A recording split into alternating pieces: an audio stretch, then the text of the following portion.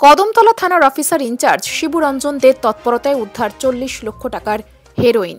সাথে আটক রশিদ আহমেদ, বয়স 19, পিতা আব্দুল শাহিদ নামের এক হেরোইন পাচারকারী। ধৃতের বাড়ি অসমের করিমগঞ্জ জেলার পাথারকান্দি থানাধীন হৈতরকা এলাকায়। জানা গেছে, বুধবার কদমতলা থানার ওসির নিকট গোপন খবর আসে অসম থেকে বিপুল পরিমাণ হেরোইন রাজ্যে প্রবেশ করবে।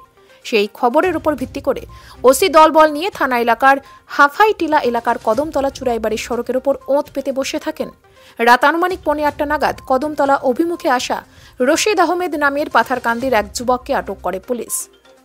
পরবর্তীতে ডিসিএম জিনিয়ার্স দেববর্মা ও ধর্মনগর মহকুমা পুলিশ আধিকারিক দেবাশিস সাহার উপস্থিতিতে ধৃত যুবককে তল্লাশি চালিয়ে তার কাছ থেকে 6টি সাবানের বাক্সে মজুদ 6 প্যাকেট হেরোইন উদ্ধার করে পুলিশ। এই মর্মে পুলিশ সুপার ভানুপদ চক্রবর্তী জানান, 6 প্যাকেটে মোট 437 গ্রাম হেরোইন উদ্ধার করা হয়েছে, যার কালো বাজারি মূল্য আনুমানিক 40 লক্ষ টাকা। তিনি জানান, এই হেরোইনগুলি পাথারকান্দি থেকে আগরতলার উদ্দেশ্যে নিয়ে যাচ্ছিল। তবে পুলিশি অভিযানে আঁচ পেয়ে আরও কয়েকজন পাচারকারী পালিয়ে যায়। ধৃত হেরোইন পাচারকারীর বিরুদ্ধে এনডিপিএস ধারায় মামলা রুজু করে তদন্তে নেমেছে পুলিশ। বৃহস্পতিবার ধৃতকে পুলিশি রিমান্ড চেয়ে ধর্মনগর জেলা ও দায়রা আদালতে সোপর্দ করা হবে। পাশাপাশি এই কাণ্ডে জড়িত অন্যান্যদের চিহ্নিত করে জালে তোলা হবে বলেও জানান পুলিশ সুপার। কদমতলা প্রতিনিধির রিপোর্ট, নিউজ অবিকল।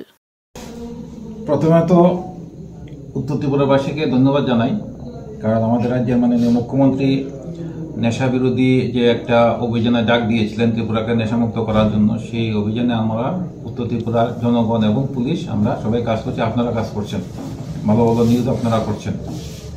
আজকেও যেটা করেছে আমার ওসি কদমতলা ইন্সপেক্টর শিবুরঞ্জন দে, একটা গোপন খবরের উপর ভিত্তি করে রশিদ আহমেদ বলে পাথারকান্দির একজনকে ডিটেইন করেছে। ওনার কাছ থেকে 437 গ্রাম হেরোইন পাওয়া গেছে। আরও কয়েকজন ছিল, তারা পালিয়ে যায়।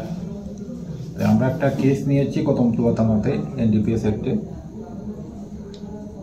যে এই মালটা পাওয়া গেছে, এটার কালোবাজারের মূল্য প্রায় 40 লক্ষ টাকার মতো হবে।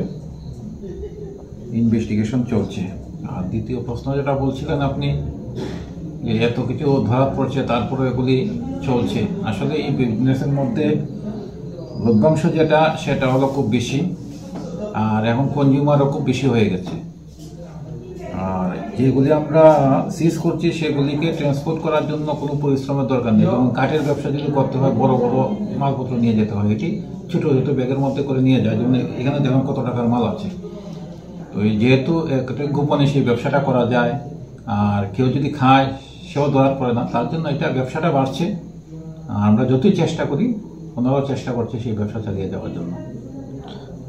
সফল হবে না। দ্রুতকে কি রিমান্ড কালকে আমরা কোর্টে প্রডিউস করবো, রিমান্ডে নিয়ে আসবো। বাকি কে কে ছিল কিছুটা আমরা ইনফরমেশন পেয়েছি, তথাপি রিমান্ডে এনে বাকিটা আমরা বের করবো।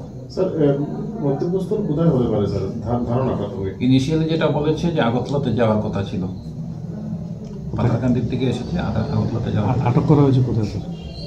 এখানে যে কদমতলাতে হাফাইটিলা বলে একটা জায়গা আছে, সেখান থেকে আটক করা হয়েছে।